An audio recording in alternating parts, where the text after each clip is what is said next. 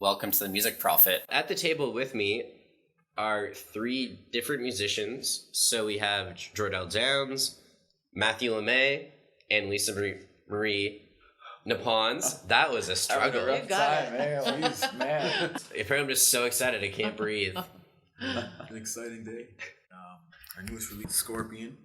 That was out in November. Just trying to stay busy.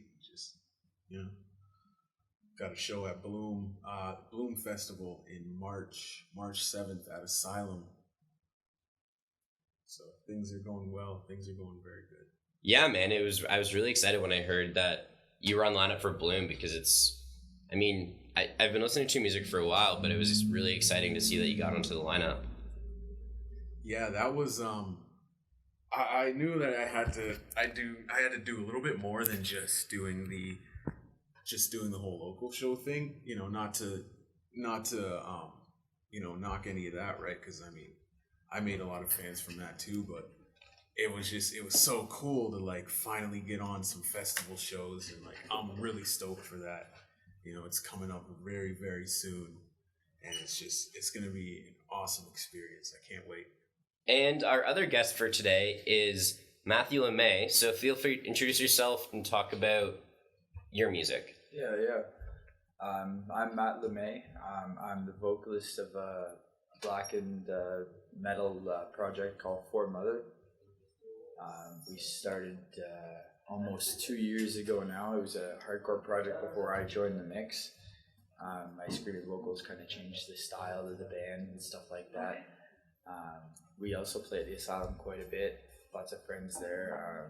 And over the years or whatever, definitely, got to know all these amazing musicians, and I had the chance to play with bands from all around the world just playing here. I think it's really great to be here with a bunch of different artists and different styles. I've always appreciated different styles of music. I do the metal thing because it's what I know how to do, But yeah, I'm super excited to be here. Actually, because building off of Jordel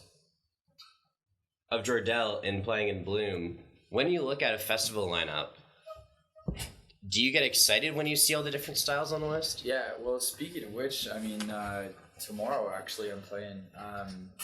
There's a memorial kind of festival for one of my friends that ended up passing away, and it's more or less a bunch of artists that got together because they all knew the man. You know what I mean? That's Spiderfest, right? Absolutely, man. Yeah, awesome. He was an amazing man, and there's rappers, there's this, that, whatever, all Friday, Saturday. So I've played with different genres before at a show, but this is the first time. It's 2 days of just a mishmash of a bunch of things, but I love that. Everybody's there for one reason. It doesn't matter what you're playing, and I think it draws more of an audience even. I love going to shows like that. You see all this stuff. It's crazy. And for our third guest, we have Lisa Marie Naponse.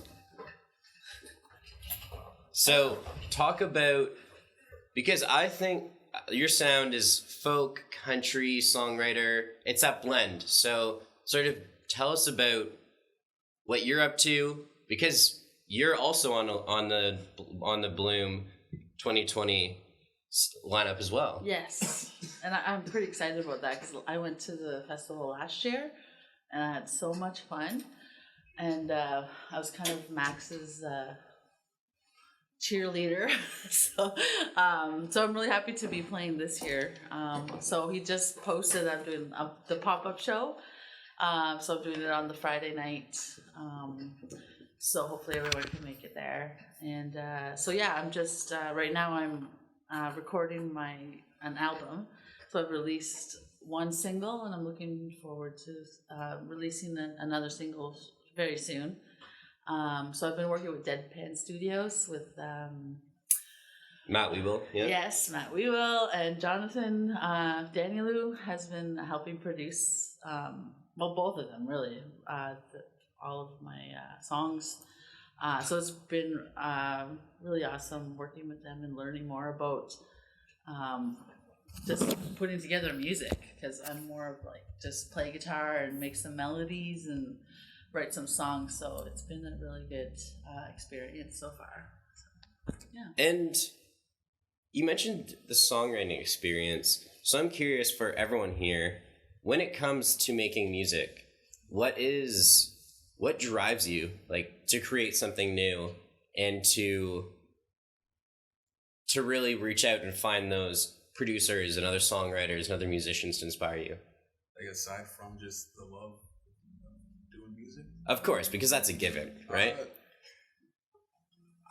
I think it all starts with this idea that, with me, it all starts with an idea that you get from an experience, either that or just, you know, a story that could be, you know, that's somewhat plausible, for me anyways. And then a lot of times I'll just get a bunch of random melodies going through my head.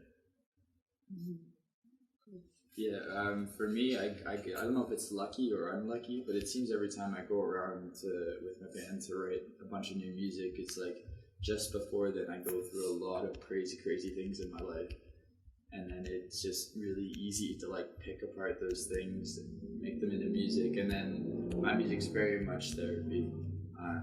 So I like scream out my problems, you know, to sort of write about it all in a very interesting way that's intriguing for the audience, and it's like therapeutic for me at the same time. It just happened to be perfect timing when I do write music. Like I'm writing new music right now, and a few months ago I was in a very dark time, so you know, it all comes together, I think. Yeah, I'm kind of the same way, just making melodies, and I like to use my instrument, like the guitar, and just get a few cool chords, progression going on, and then I work up a melody, and then I put some lyrics to it. But yeah, I'm writing all the time, so journaling and just writing down ideas and concepts. But yeah, it does really definitely come from experience and like what I see around me too. So yeah, and it's like it has a message, you know, personally, but also on a bigger scale too.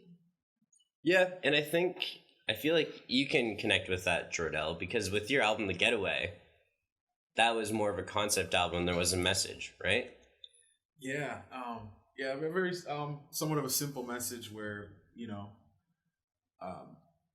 it's just from dark to light. You know, you gotta leave certain things behind, certain baggage, and you know, and eventually you start to have more positive experiences.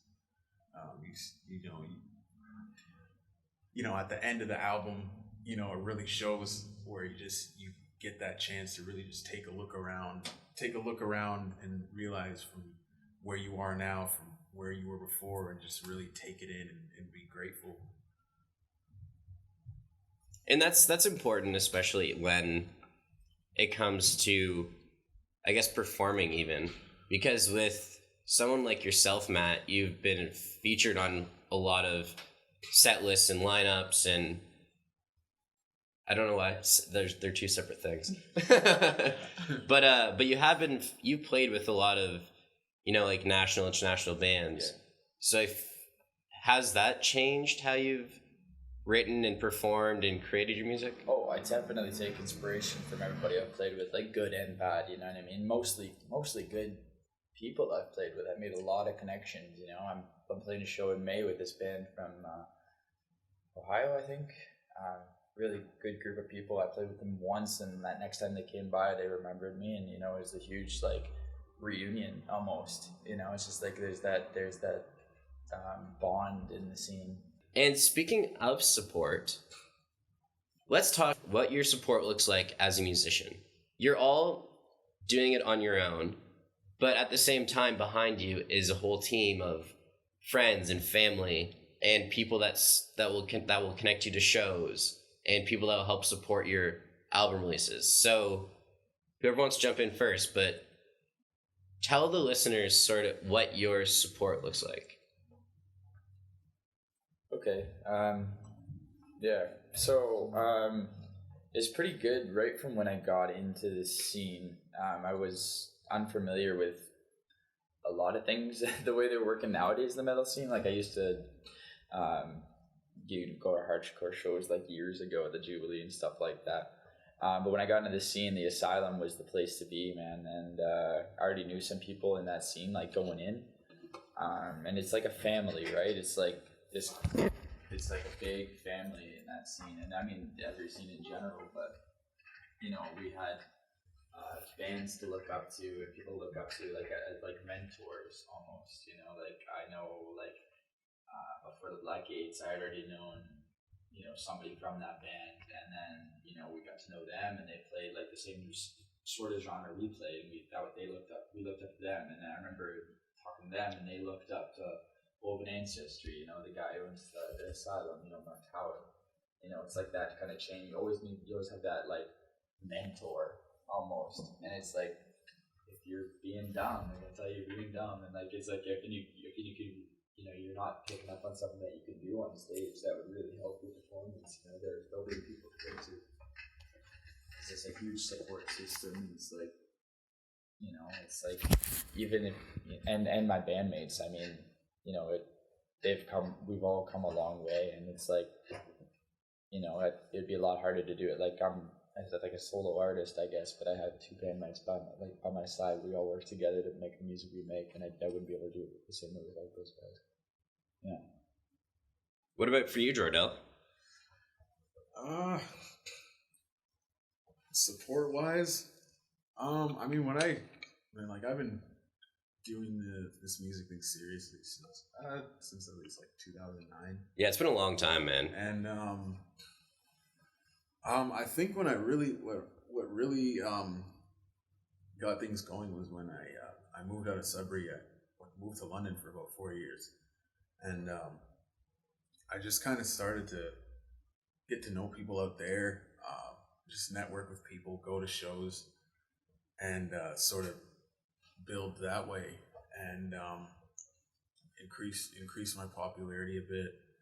I mean, I still have a long ways to go when it comes to the whole popularity thing. I don't know. I always feel like it could be better, but I'm really hard on myself anyways.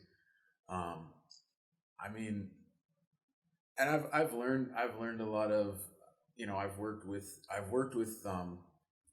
both people who are easy to work with, hard to work with. I learned from all of them, and it's just crazy. Just me looking back, I can't really go into detail because I'd be sitting here forever.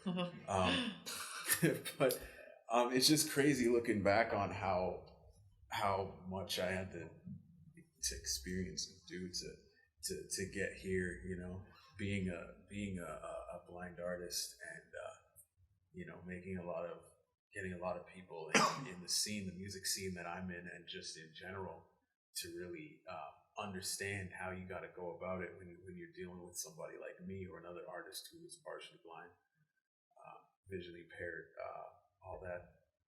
So it's pretty crazy, you know. Being on stage, you know, a lot of people are still, they don't exactly know how to go about it, you know. They expect me to stay in the same place, but if I had to stay in the same place on stage, I wouldn't want to be on stage. That would be kind of boring. So, you know, it's interesting, you know. It's interesting getting off the stage and being like, holy crap, you know, somebody comes up to you and say, holy crap, I didn't know that you were partially blind, you know.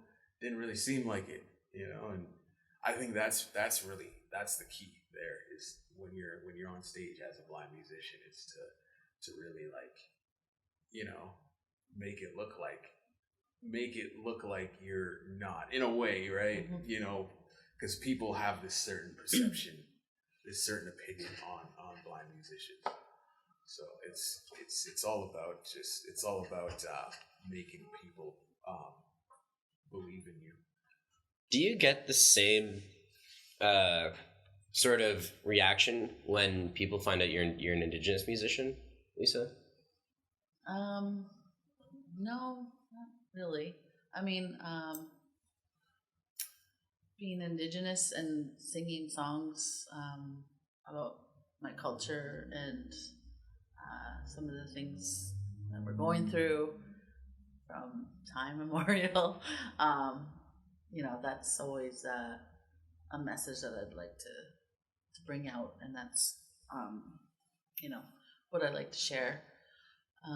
But in regards to like support, it's like my family has been a really big support, and like in a lot of Indigenous communities, our families are very tight knit, and they extend, right? They extend out towards aunties and uncles, cousins. So my community has definitely been a very big support in regards to just getting me back to the community, because I started out in Ottawa. I was doing a lot of open mics there, and that's how I really opened up and was able to share my music. And then I moved back home, and then that's when I decided to really try and push my music a little bit more. So yeah, and it's especially when you have the community behind you. They're kind of your cheerleaders, and if you need something, or if there's things that you're just not 100% about, then it's so much easier to fall back on them to fill that void. Mm-hmm. Yeah, for sure. But what about when it comes for you, Matt? With the metal community is really supportive, but then again, you also have, like, you try to dabble in other styles, and like you're into different types of music. So is that different for you? Yeah, I mean, for me right now, the only music I am making is this metal thing I'm doing.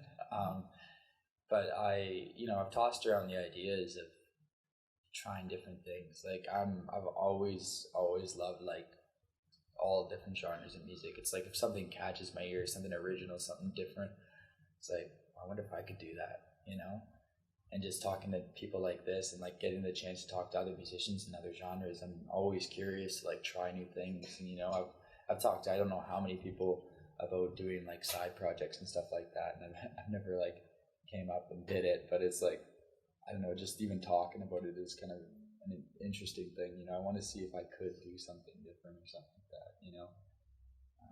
This music gets very angry sometimes. You know what I mean? As much as it's an outlet, it's be nice to write a happy song, change it up a bit. Write a happy metal song. Yeah, I don't know, man. I don't know how that'd go on stage. Is that possible, Jordel? I think it's possible. Anything's possible. I feel like it would be a bit of a challenge, but I have this feeling that it's been done before. Oh yeah. That like bands have done positive, but somehow hardcore metal songs. So I mean, I listen to a lot of metal myself, so I can't think of any song off the top of my head, but I've probably heard a couple. Yeah. Did you ever hear of that Mexican metal blend? There's a band from Mexico that they do like, what's that Mexican music? Like salsa and metal or something? With the big guitars. Oh, they got sombreros on too? Or yeah, but they're mixing, just like the whole... Mixing the I don't know what the word you're looking for is, but... Yeah, that's very specific. It's a specific... I can't think of the word either, but... There's a metal band. Well, they used to be a band called El Nino, and they called themselves Latin metal. Oh, so, yeah. Nice. Yeah. That's interesting. And actually, I'm really curious about what your thoughts are on the Sudbury music scene. Like, what are some names that you really, really hope they do big things? Or what are the highlights for you in the Sudbury music scene? Highlights. I mean, when it comes to the whole hip hop thing, you got dudes like Storm Hogan. He's doing his thing. He's working on an EP this year, a follow up to his last EP, Who Are You? I've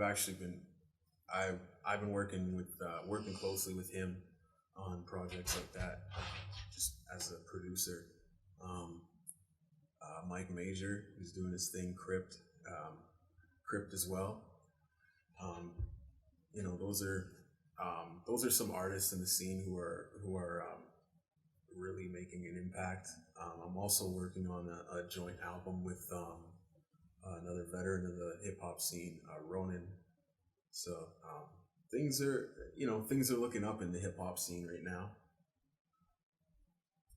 But even for the singing scene as well, right? Because before the show started, you mentioned that you're getting even your new sound from the song that we heard earlier. It has a lot more singing and more lyrical content than hip hop style lyrics.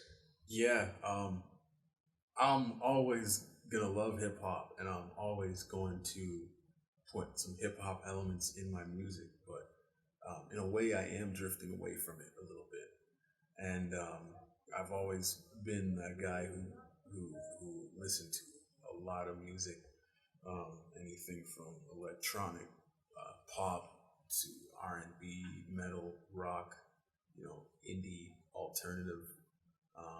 You know, just I've always, if it sounds good to me, it sounds good to me, whether it's you know, any of those genres. You know, I mean, on my phone, I got anything from, you know, SZA to like, you know, Slipknot, and just, you know, just random stuff, you know. So. And what about for you, Lisa? Because you mentioned earlier that you went to Ottawa and did open mics, and that sort of rekindled or resparked the flame. So has Sudbury changed over the years since you left, returned, and are now here? Oh gosh, you know, I'm always stuck on the res, actually, on the reserve. So coming into Sudbury is always a treat for me. But like Jen McCarroll was a really and Jen Holub, the Jens, they really were supportive, and going to the Folk Music Ontario conference and doing that was actually a really catalyst for me. And right, because with you were the chosen artist by Music and Film and Motion, right? One of them, yes. There's a few artists, and that's where I met a few other folks, like Nick Sherman, he's awesome. He's incredible. If people out there haven't heard music by Nick Sherman, you're really missing out. His songwriting is just as great as you would hope for it to be. Yeah, totally. So I got to meet them, and that's kind of when I met more musicians in Sudbury. And then Jen was amazing at helping me to get moving on my album, and connecting me with Matt and Jonathan. So that was really awesome. So I really appreciate those two ladies for what they've done for me and helped me. So, and that is an interesting. I find it interesting you mentioned that you spend so much time on the res that Sudbury is a treat for you. So do you think, is there a separation in circles, or have you found ways to make your community on the res connect with the community of Sudbury? Right. Like the music, you mean? Yeah. Yeah. I mean, we're all on the same territory, Tikmikshing and Anishinaabe, and we got some visitors here.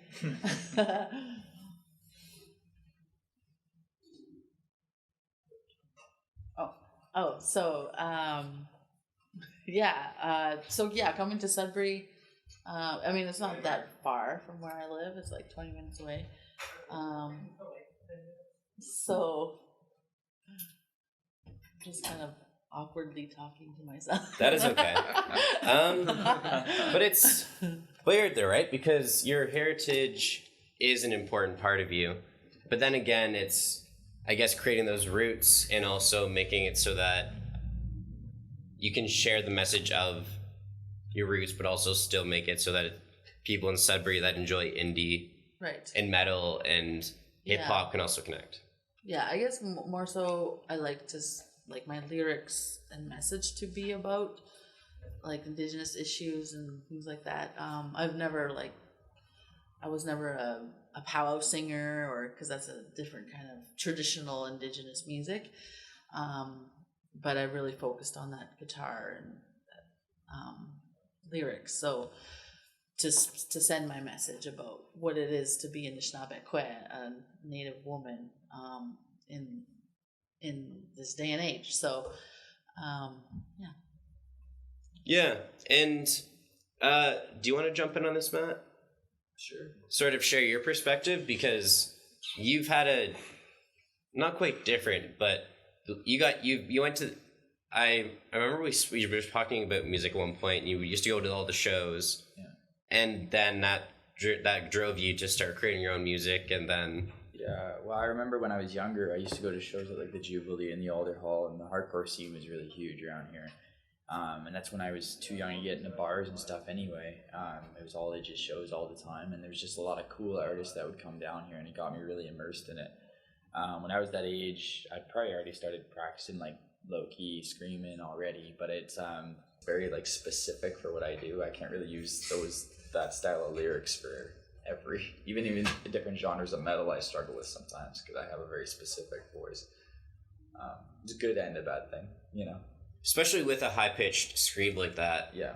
It doesn't fit with a lot of sounds. No, and it's it's been interesting like honing. Yeah, it's been interesting honing that and like getting good at what I in that specific area, because you know I like the idea of like having something different and interesting and intriguing. It's like just something else to draw you to an artist. Like when I find a band, it's usually because it's something in it's weird or I haven't heard it before. Is there one band or musician in Sudbury that you that you're drawn to most? Well, like I was saying earlier before the Black Gates there, I've known James Bach, the vocalist, for a long time. I met him back in the Jubilee days and stuff like that. He's got a new project, it's called Worm right now. Mm-hmm. And they've always kind of been that black metalish kind of genre, which before I joined my band, I really didn't even know what that was, you know, but they were good people to look up to and like see and like take a lot from. And now with Wormrain, they're very experimental too, so I'm like seeing this thing where they were already good, but then now they're doing experimental stuff like I eventually want to do. I want to ease towards just being very different, not too different that nobody wants to hear what you're doing, but I feel like they've been very good at adapting and like staying relevant over the years that they've been playing. And actually, where is that balance? I think as a final thing for everyone before we go, what is one trick you found to balancing music and life? Because it's important, and you mentioned it with the music, between experimental and fitting in. So we'll start with Jordel, obviously. Well, just because we will. Obviously. Balancing music and life. Honestly, I haven't really found a trick yet. Yeah. I'm gonna be completely honest. I mean, you know, there's times where I wake up in the morning, I'm like, you know what? I think I'm gonna work on music today. And there's other days where I wake up and I'm like, you know what? I'm gonna take it easy. I might work on music, but I won't. You know, work. You know, it's extremely hard to really balance music with life, and I'm still trying to figure that out. And I'm getting the hang of it a little bit, but I still got a ways to go. And what about you, Matt? Yeah, for me, it's I mean, if you really want to be good at it, it takes up a lot. And I for the past while, it's like I haven't been able to be around for the band as much, and we've gotten into this weird work schedule where like I work nights, they work days, and we just can't jam at all. And you know, it's like we have 1 day a week to jam. If I miss that day or they can't make it, it's like crap. You know, we lose in progression. You know, but when it comes down to it, like I think the most difficult thing about balancing the two, life and music, is like sometimes I get really in my head when I'm writing, and it's like, you know, when I'm really really deep in the dark stuff, you know, it's a hard place to write music because then it becomes too real. And if I'm having a really good day, like there's no way I'm touching that stuff. You know what I mean? I gotta find the right balance to like write things, and I find that to be a tricky thing because it's like it'll be weeks of playing music with the band, and it's like, oh, I don't have the lyrics yet, or my lyrics aren't finished. It's just I just can't. I gotta be in the right space. Like sometimes I'll wake up in the middle of the night and I'll write something down just because it's like, okay, I'm just at like a null state right now. I can get it out of my body without like harming myself. You know, it's crazy to that. I sound like a crazy person. I'm fine, I swear. I feel like it might be like a mental thing when you mention it's- the whole harmony. It's totally yeah. a mental thing. Like I Yeah, honestly like. You write a sad you have this urge to write a sad song, and then you write it, and then you feel like crap after. You know? Yeah, I'm taking a hit for the fans. Yeah. Well, me, it's like if I don't play music for a long time, I feel depressed. Yeah, Right. yeah. So it's like I use it for my mental health. Oh, it goes as both well. ways for sure. Yeah, for Yes, sure. music is therapy. Yeah, for sure. Yeah, So, I think that's actually a great way to end it, honestly. So, no. thank you to Jordel Downz, Matthew Lemay, and Lisa Marie Naponse for coming on. It was amazing to have three emerging artists that are all on different paths, just to kind of come together, and because I feel like a lot of a lot of all musicians are on a journey somewhere. Sometimes they connect, sometimes they don't, you know? So, as a way to finish things up, we are going to go out with Lisa's newest single, because I think it's a great way. It's a nice, like, bubbly feeling to finish a conversation. It's And- bubbly, yes, but the lyrics are it's a balance. I think it does have a message of that we are all going through something, and that together we're beautiful no matter what, and we'll eventually get through it. And that's a place. Yeah. And so thank you for listening, for everyone who's tuned in for the whole hour, or if you're just heard in your car on the way to somewhere. My name is Kyle Vine, and we'll see you next time.